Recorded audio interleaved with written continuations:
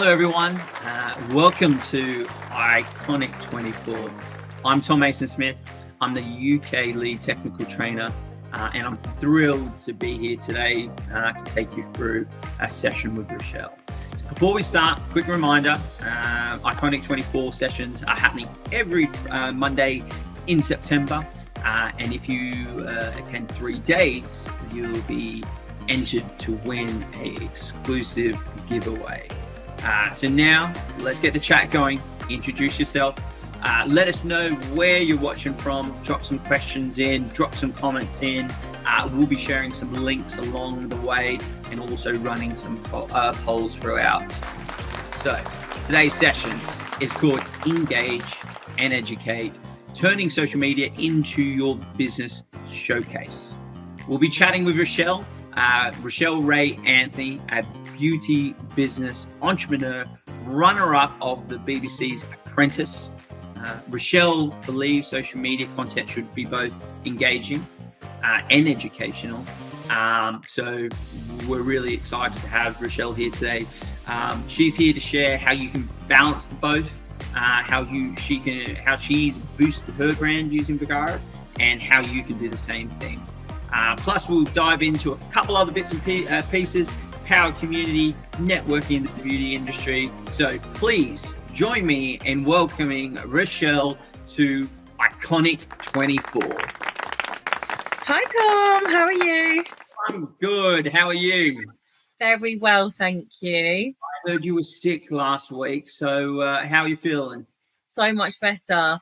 The weather's dropped in the UK, and with it comes cough and cold season. So yeah, feeling much better. I can actually speak today, which is perfect because we couldn't be doing this without my voice.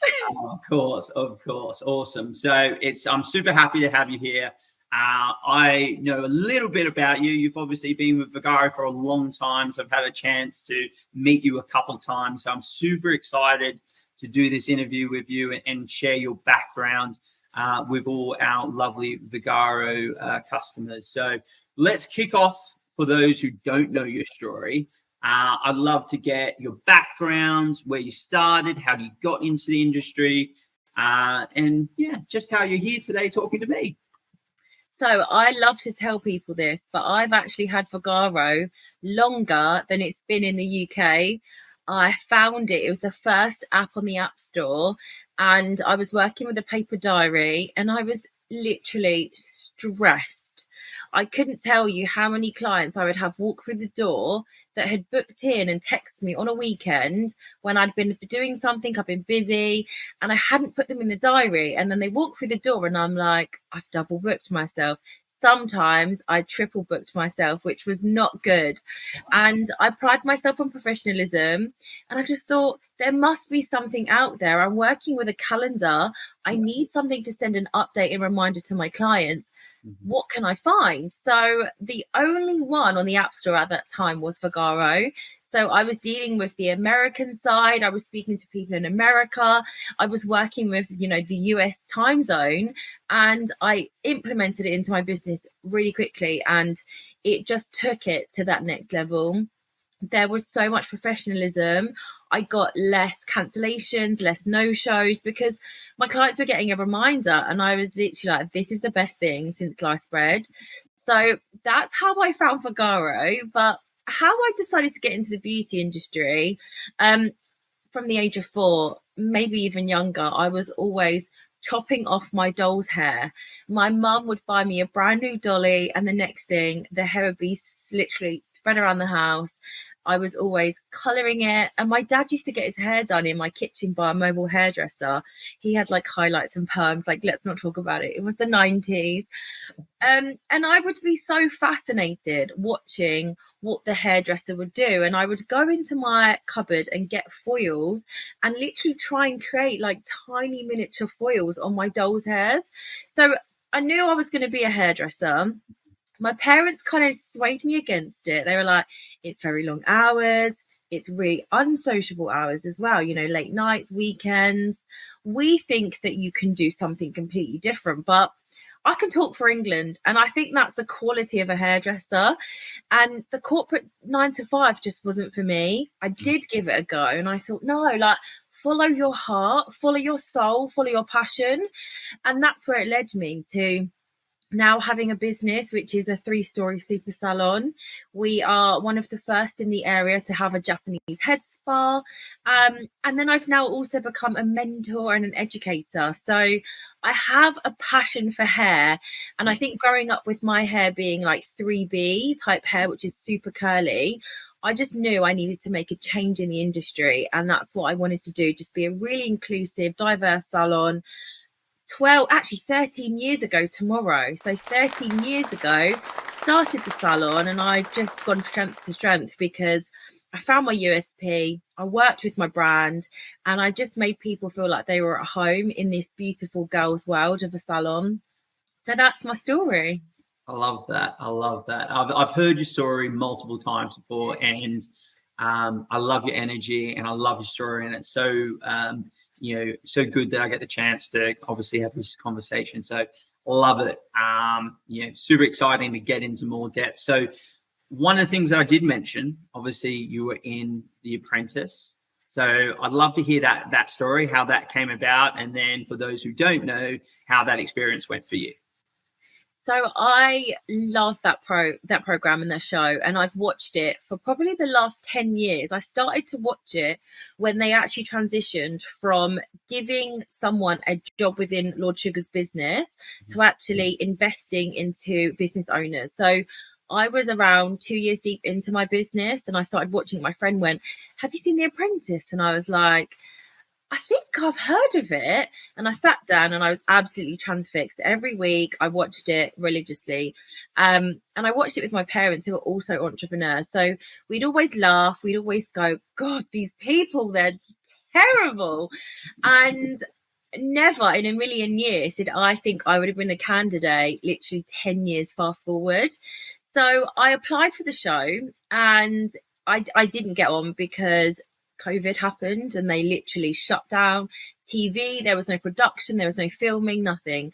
And I got so close to the end. They were literally like, Rochelle, you basically need to get ready to spend 3 months with us. Then nothing happened. I never heard from them. And then through the grapevine, they were like, we didn't film a show. So there was a whole year where there wasn't a program.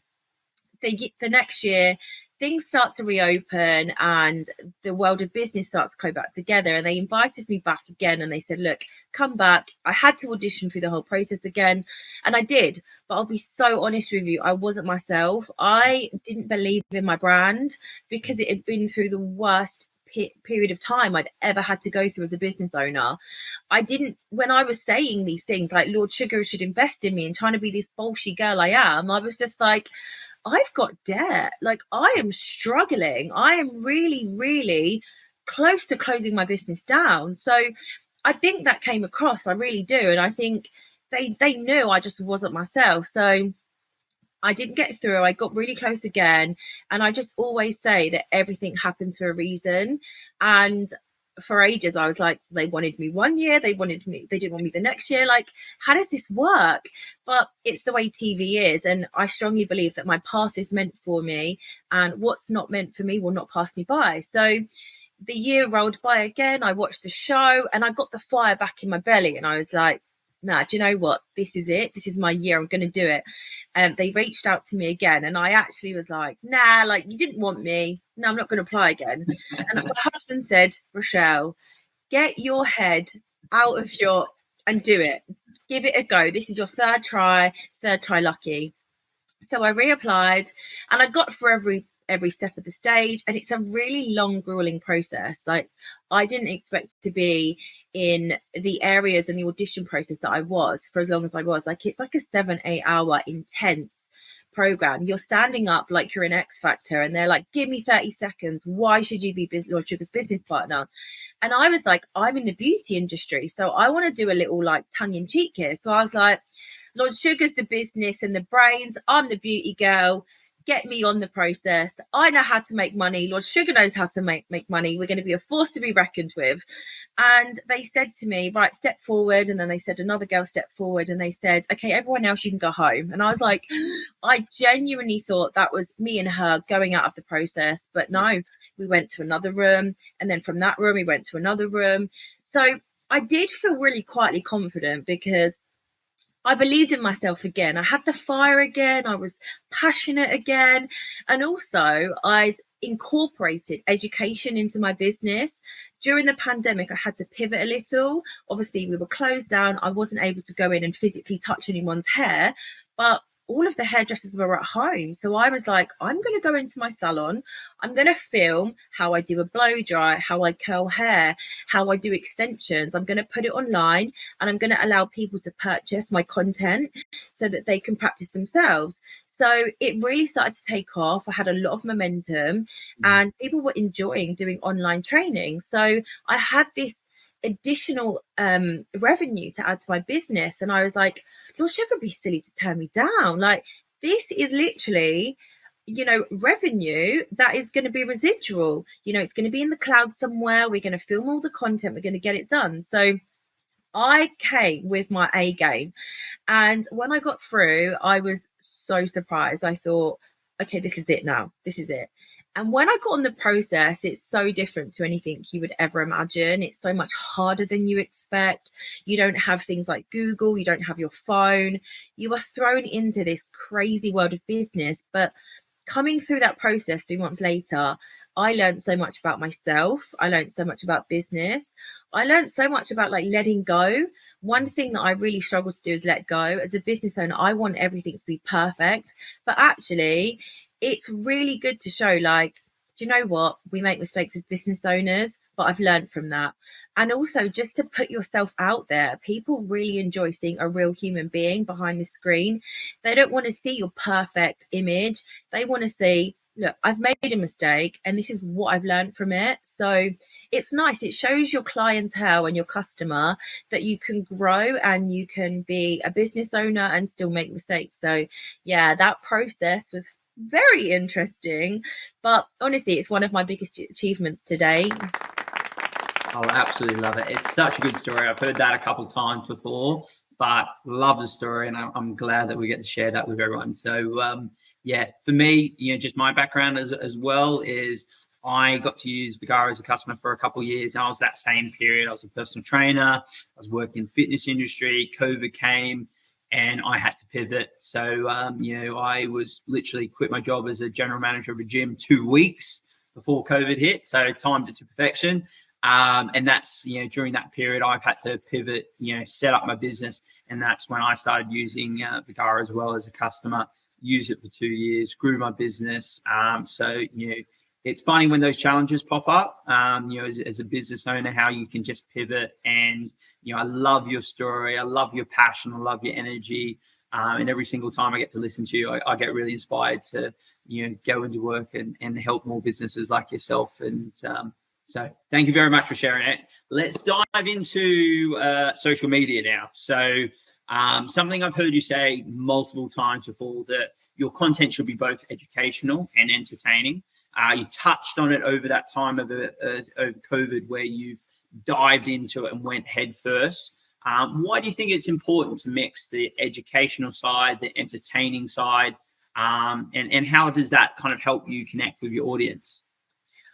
Well, there's so many different layers to social media, and there's so many different platforms available now. And what I've done over the years is really tapped into them and also seen how they've grown as their followings have grown. So one thing that I've always shied away from was putting my face to a brand. I called myself the Doll's House. It was always never, hi guys, I'm Rochelle, the owner. It was never Rochelle Salon. It was like, we are the Doll's House. So I always shied away from it. But actually, as soon as The Apprentice came out, I was like, people are really invested in me as a person. They've seen me grow on a show. They see my journey. They want to see a bit more of me. And actually, the post where I was talking to camera and just ad hoc, just jumping on a story or a live, those were the ones that were getting so much more engagement. And And also, like, the doll's house has a very, like, people have a bit of an idea about what we potentially might be and how salons and invite that environment can be. They think the beauty industry is like, quite a hard one to walk into, and actually we are so fun loving in there. And we just thought we want to showcase a little bit more of our fun side on our social media side, and not putting up the best images. Like, people were getting so bored of seeing a before and after. But what they started to want to see more of was, how did you get there? What did you use? What was the process? Like, what can I do to book in to get my hair like that? And lo and behold, it would be simple things like, you and I, Tom, might go into a salon and we might want the exact same result, but the stylist is going to have a very different way of getting us both there. For me, if we were going to both go for a bob, they'd have to cut my hair up. If they were going to give you a bob, they'd have to extend your hair down. And we were both going to be a honey blonde. They'd have to lighten my hair and they'd have to lighten yours. So they would use different formulas, and that's what we started to do, is create education, because with that it builds trust. The customer, the client, they start to say, this person knows what they're talking about. I start to really understand and trust with them, so they're someone that I can sit in my chair confidently with. And I've always said it, like, there's no point over delivering for a customer and saying to them when they sit in your chair and you give them a consultation, yeah, I can absolutely get you from black to blonde in one session. Because when that doesn't happen, they're disheartened, they feel like they've lost that trust in you. So it's always best to be honest. I've had clients come in to me with a really low budget and they've explained to me what they want, and I've said, I'm so sorry, like, I literally physically can't create what you want, but this is what I can do. And they've gone somewhere else and they've expected the results that they want and they've not achieved it. And guess what happens? They don't book back in with that salon that they booked in with initially. They find that additional money and then they come to me, and then they want me to recreate what I told them I could do with this amount. So it's all about managing expectations. If you can do that, you can get a client for life, and that's what we all want, recurring customers. And we want to make sure that they believe in us and they're in a really safe haven. So we'll do a dance, we'll say, like, clients that bring us coffee are our favorite clients.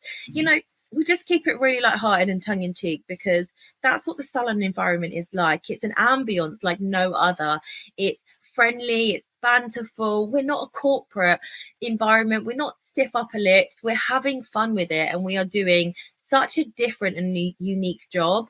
And we are putting people's heads literally in our hands. So we want to make sure that they feel like they're in good hands and they're trusted. And that's honestly the key to breaking that, first wall. It's probably one of the first conversations people had to us. Like, I loved your video. That was so funny. And it made them instantly press the follow button. So it's things like that, putting up a bit of education, a bit of, fun, tongue-in-cheek banter, bringing the two together. And it's honestly a match made in heaven. It's what people really do engage with. Now they have this short attention span on social media and they just want to scroll to the next thing. So get them, capture your audience, and then show them what you're made of. Yeah, amazing. Yeah, I love that. And it's again, if for anyone in this chat who ends up going across to your social media, we'll share that at the end. There's some amazing content there, and I absolutely love it. Do you have, just off the top of your head, is there any examples of posts or campaigns where you've combined that education and entertainment, where you've got either really positive response from your audience, or is there just a campaign or post that kind of stands out for you? Do you know what? Probably the one where I look like I'm crazy and I'm doing a full service on a client that didn't show. And I'm literally showing people how it feels as a stylist to have someone not turn up to an appointment. And I'm saying, take us seriously. You wouldn't do it to your favorite restaurant. You wouldn't do it to your dentist. So don't do it to a salon owner, because this is the time and the care that we are going to give to you. And we weren't able to give to another client because you just didn't let us know. And actually, it resonated with so many other salon owners. It resonated with clients because they actually said, you know what, actually, that makes so much sense to me. So I'm there greeting the client, giving them a drink, doing their hair, and there's nobody in front of me. And it's just a big waking, like an eye opener. So people can say, actually, they're right. We need to take this industry a little bit more seriously. It's not fair that we do this to them. Just give us a bit of notice. That's all we're saying. Things happen, life happens. We don't expect you to turn up if you're on death's door, or if you really physically can't make it and something's come up. But just let us know so that we can fill that chair with someone and give them that care and attention that they deserve. I have a wait list as long as my arm for appointments. And it's the worst thing when you're sat there waiting for someone and they don't show up, and there's someone that could have been in that chair filling that gap of yours. 100%. And that's where, obviously Vagaro can help in a lot of ways. What tools have you kind of used with Vagaro over your time with Vagaro that kind of helps eliminate that, or helps kind of make sure that, people are getting booked in at the right times and quick and efficiently? So one amazing feature has been capturing card details and deposits. So it means that even though that client might not show up, we're still able to get 50% of that appointment fee. So, paying staff and paying, electricity and water and everything that comes with owning a business is actually not lost.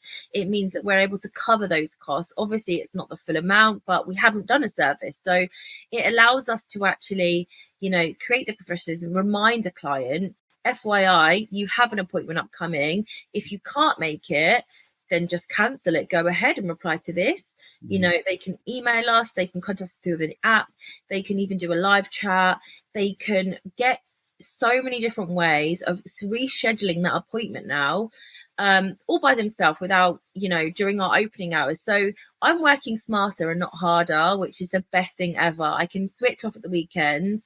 I know that my hands and my business is in trusted hands with Vagaro and an app like this that allows me to, keep the professionalism with my business and create a no-show feature that it's not me, it's my app. You didn't turn up, it's the app charging you. It's not me, my hands are It's Vagaro's fault. But actually, it's so good because it just reinforces another layer of security for your business, so that people go, do you know what, fine, like I'll pay it, like it's come out, I respect it. Because all along the way we've been able to say, if you don't give us 48 hours, we will charge you. So they're like, yeah, sure, no worries, charge me. So it's just reinforcing everything and just allowing the business to grow without having to do so much additional admin.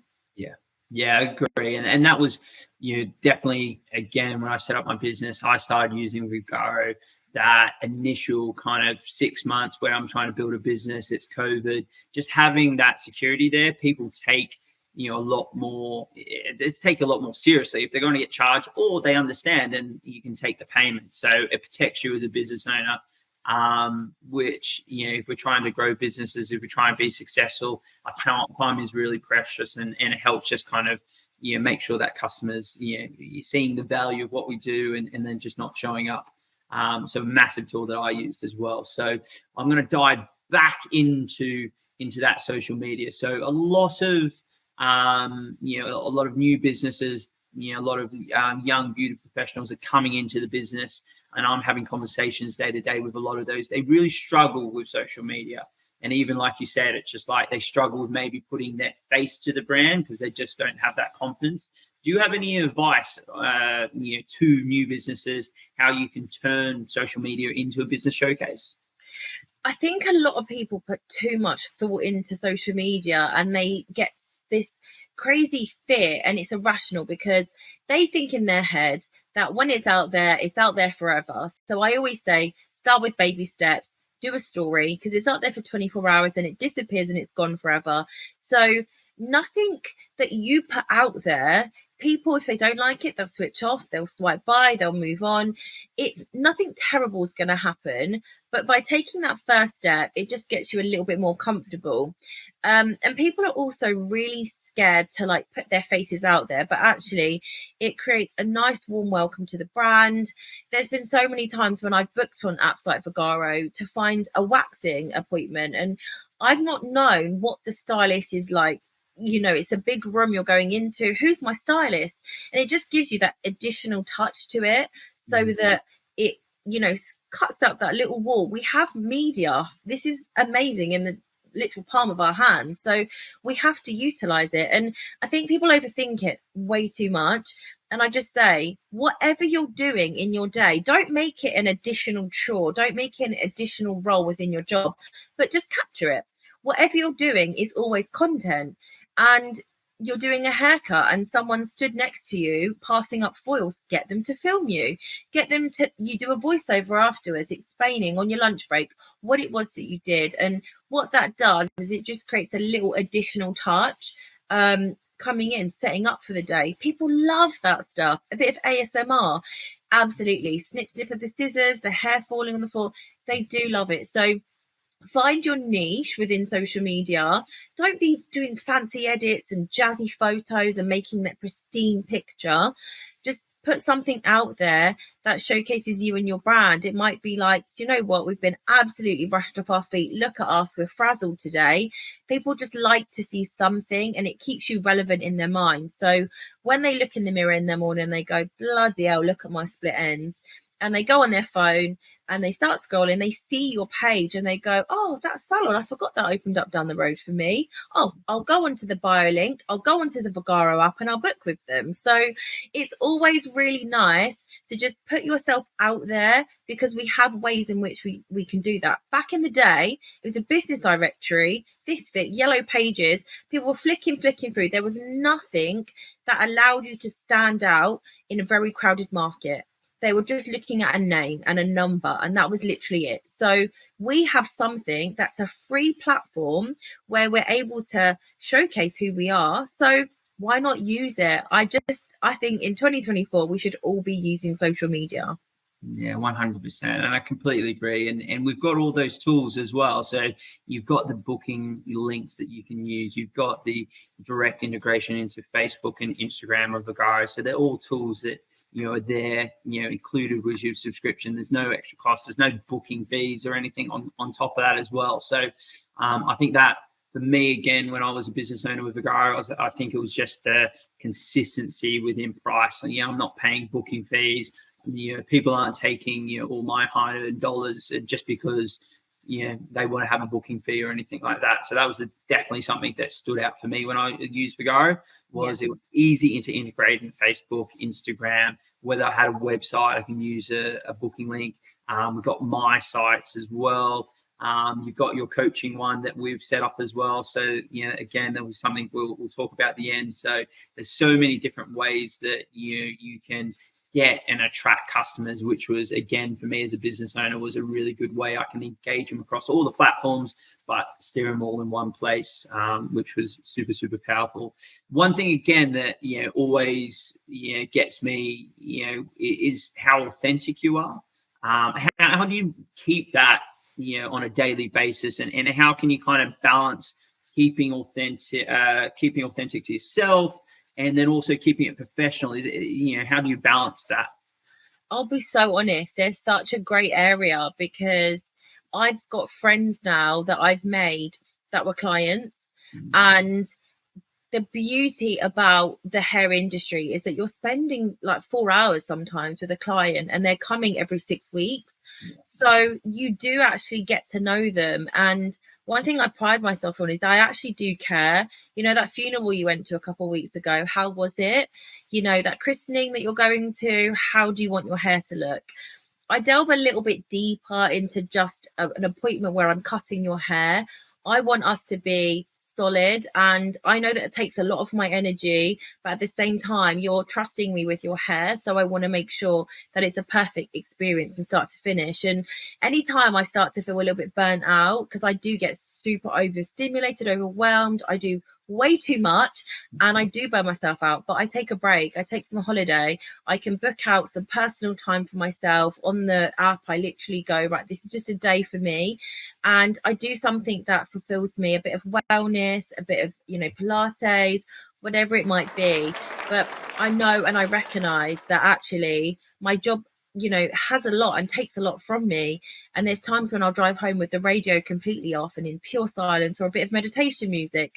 But I've learned to recognize those, and I've learned to also understand that I need time for me, and that's okay, because so often as a business owner we can always put ourselves last, but actually if you want to keep those cogs ticking over in your business, you have to be on your A game, because if you're not, you'll be snappy, you'll be short with people, then you'll start losing staff, you'll start losing clientele. So you need to go, right, I'm going to delegate, and I'm also going to recognize when I need to take a break. So yeah, booking in that personal task on the app is going to give you and allow you that time to just step away from the business.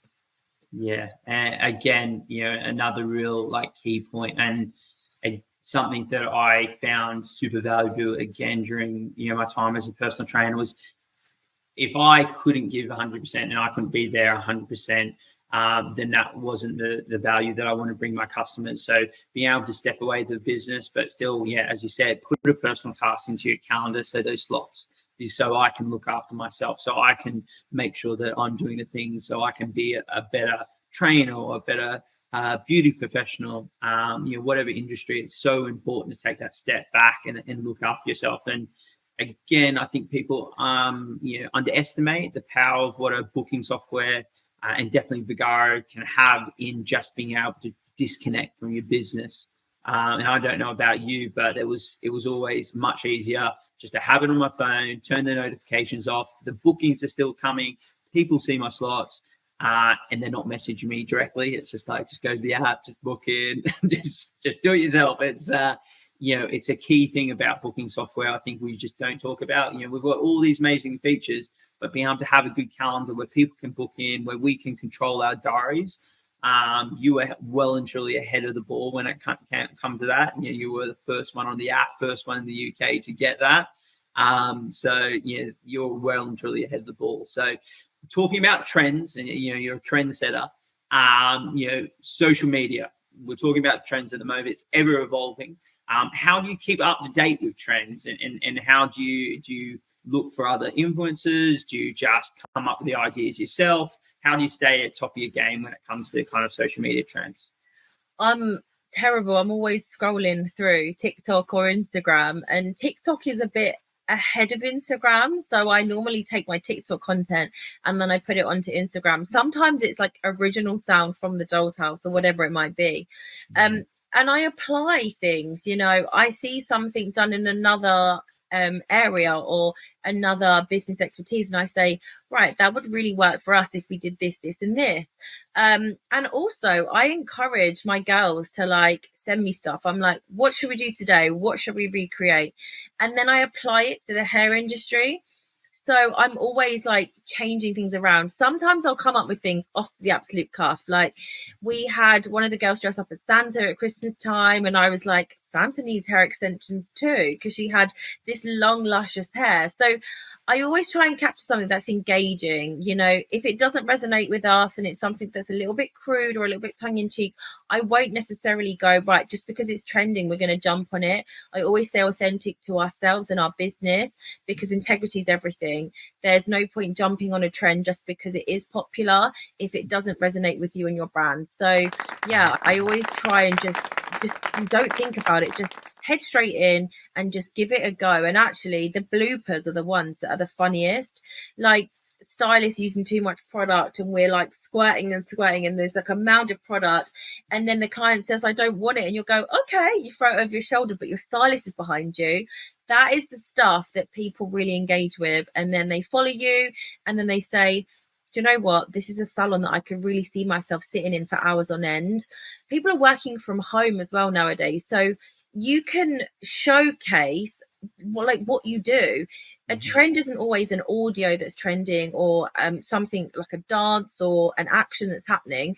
It can also be just what's going on in the world. So it might be the fact that there's working from home is still an option. So book in, and we've got a table, and showcasing what your salon has to offer. We've got a table in a designated area that you can come and sit down whilst your foils are applied. You can sit there and do your work in a really quiet environment. Zoom call, we got you, girl. We've got a private area for that. So just putting out there what you're able to offer. If it's a pumpkin spice latte, which is coming back into fashion and it's going to be a trend again, talking about the color that you've created. It's a pumpkin spice balayage and it's all the rage right now because it's trending. Or we've got pumpkin spice like lattes for you to give and to try and to have in your appointment. So whatever it might be, work it out. And my light fell down. It's night time in the UK, so it's we need our lights. It's Need our lights. But yeah, so just find out what's trending and apply it to your business, because when that trend's gone and that trend's past, you want to be finding the next one. So scroll through social media, Google, TikTok, Instagram, you name it, find something and then just do it. Don't think about it, just do it. Put it into action. Love that.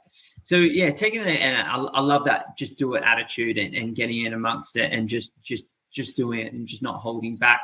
Do you use, obviously Vagaro has a lot of marketing tools. Are there like specific marketing tools that kind of help you with that content, maybe help you attract more customers, help you engage your customers on top of the social media bits and pieces that you're already doing? Yeah, like life is so busy for majority of people, and the wait list is a really great option. It allows us to actually target someone that wants to book in and hasn't been able to find that slot that they're looking for. So as soon as something changes, I've got so many clients that I've had for 15, 20 years, and they are really flexible, and they're willing to give up an appointment because they're not working. They're like retired now and they're free and their days are free. So if I had a client that was on the wait list and I called them and I said, do you mind swapping your appointment? They're like, yeah, sure. And I'm like, this is such a beautiful community we've created. So things like wait lists are amazing and they're incredible. Push marketing emails, if the salon's getting a little bit quiet and you've got something new and exciting in, like a new treatment, a K18 or an Olapex treatment, or a new gloss brand that you've bought in, or you've all done some education and you want to talk about it. It's a great way of targeting who it might be. If someone's not been to the salon for the past year, have they moved away? Send an email. We miss you. How are you, boo? When you coming back to see us? Because we've got this, this, and this, and we want you to come and see. So it's nice for you to be able to say, look, lifestyles change, funds are changing, finances are changing. So we've got our apprentice who's always looking for models and she's offering haircuts at £15. Why don't you book in?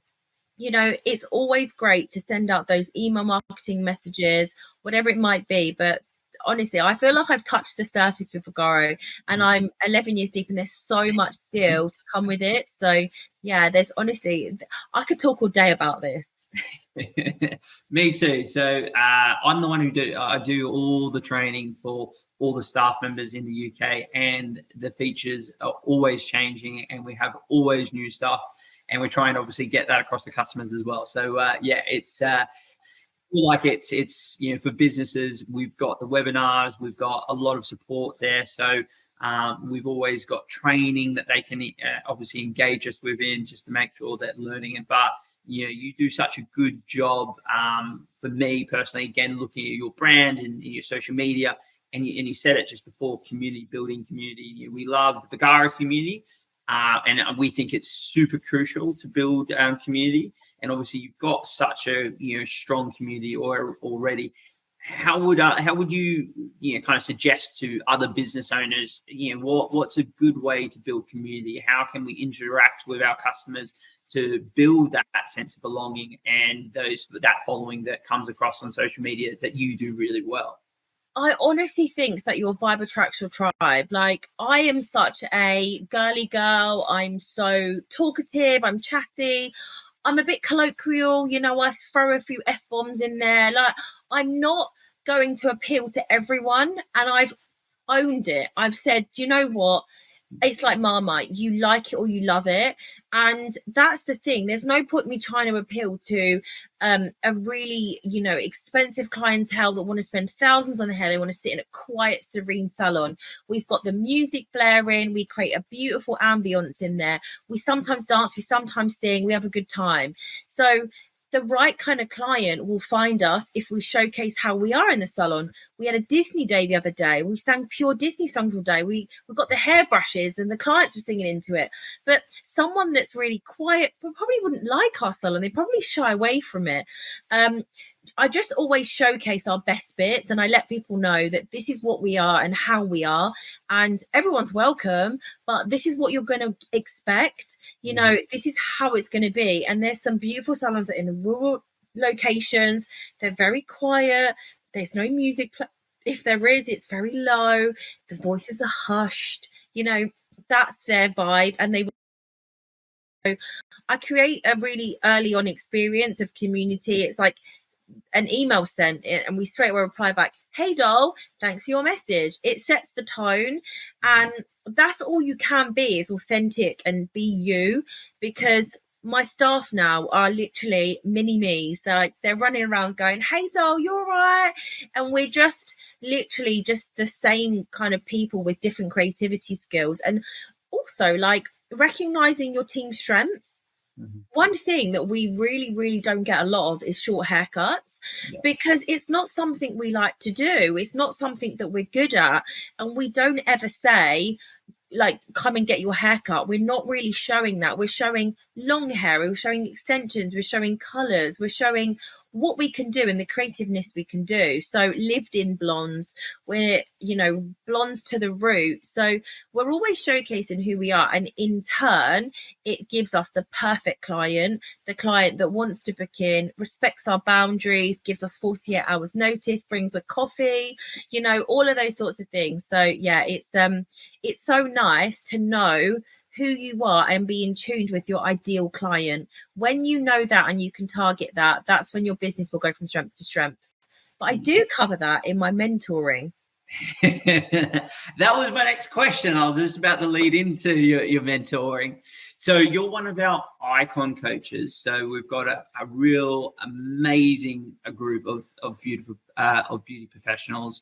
I've been lucky to see some of the coaches and have a chat with them, and obviously got to interview you today, which has been an absolute pleasure.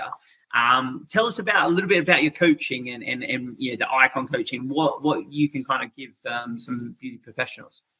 So obviously started to tap into education, and with that I noticed a lot of salon owners would come and they would be asking a few more questions, and it wasn't just about the training that they were doing there and then. They didn't actually want to know just about what they were learning. They wanted to know they wanted to know top tips and tricks, industry ideas. And that's when I was like, do you know what? When I've become a little stagnant in my business, what have I done that's changed it, made it work, kept me going for 13 years? What is it that other business owners could learn from me? And I don't have a scarcity mindset. I'm literally all about abundance. And if I can make it, we can all make it. So with that mindset, I was like, I need to show business owners that if you're getting a bit stagnant, you're not really sure how to motivate your team, bring me in. I will be that shake up that you need. I will show you and tell you everything that I've done, good, the bad, the ugly, and we're going to work through it together. So I think it takes a village. You know, when I became a mother, I was like, I can't do this all by myself. And that's exactly how we should be. The businesses and the people at the top are collaborating. We need to be collaborating over competition. And actually, I think that's the best way, is to mentor people, to show them everything that I've done, you can recreate and you can put a spin on it to make it your own. So I do mentoring with Vagaro, and it's such a great way as a business owner to just have a little one-to-one, have a chat, think about the next steps, your next goals. Also, just go back to basics, like work out what you were doing that was great in the beginning and how you can recreate it in today's industry and today's era. So yeah, that's part of what is coming up in the future. So looking very much forward to it. Super exciting. I've got one last quick question. If you could give a young, Rochelle some advice, just a little bit of advice to take action, what would it be? No matter what scares you, do it anyway, because nothing good happens in your comfort zone. And I truly believe that you have to get really comfortable with feeling uncomfortable, because that's when growth happens. That's when change happens. And that's when you become your best version of yourself, because you do it with absolutely everything that you have left to offer. And yeah, enjoy the discomfort that it brings you, because it's when you will grow and you will be the best version of you. Love that. Absolutely love that. So where can people find you? So social media, Instagram, YouTube, where are you at the moment? Where can we find you? So I have TikTok and Instagram. My own are Rochelle Ray with an E, Raye, Anthony. And then I also have my salon pages, which are again on TikTok and Instagram. It's the Dolls House Collective. And my door and my inbox is always open. I always say to people, if you want to reach out, please do. I love to educate, mentor. I can come in and train the team. I can do it virtually if you're in the USA. Everyone in the USA loves a British accent. I'll come with my British charm. So yeah, like reach out and I can do training, whatever it might be that you need for your team. But it's always nice to just learn from other business owners. I've learned from so many different people in my industry over the past 13 years of being a salon owner. Every day's a school day. So take what you can from every single person you meet in life. It doesn't even have to be from the beauty industry. Learn from a barber, learn from a corporate type, learn from an educator. Do what you have to do to get by in this business and stand out in a really crowded market. Well, Rochelle, thank you very much for today. I've really enjoyed talking. I'm sure all our participants have really enjoyed listening to your story. It's always very inspiring. There's a lot of content out there as well. So you've just shared, go have a look at it. Highly suggest having a look at it. You'll get out a lot. We'll put in Rochelle's mentoring page as well. So if you do want to book in some time with Rochelle, you can do that directly from Vagaro. Make sure you check out Vagaro or Vagaro, so at Vagaro Pro on Instagram. Keep up to date with all the Iconic 24 sessions happening every Monday in September. And remember, if you attend 3 days, you could win an exclusive giveaway. And don't miss Vagaro CEO Fred Halou keynote on September 30th. Thank you for tuning in, everyone. And as we say, stay iconic.